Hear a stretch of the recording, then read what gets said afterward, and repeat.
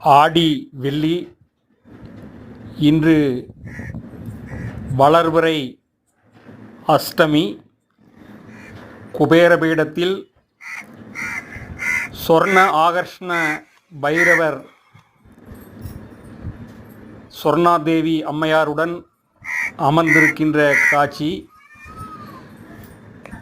இங்கே தேங்காயில் அந்த 3 கண் உள்ள பகுதியில் நெய் விளக்கு ஏற்றப்பட்டு எல்லா செல்வமும் பெற்று வாழ்வில் சுபிட்சமான நிலைக்கு வர வேண்டும் என்பதற்காக இன்று பூஜை செய்யப்பட்டது.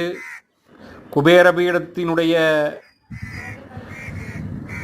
ஆசி அனைவருடைய வாழ்விலும் சிறக்க குபேரரை சொர்ண ஆகர்ஷ்ண பைரவரை வணங்குவோம்.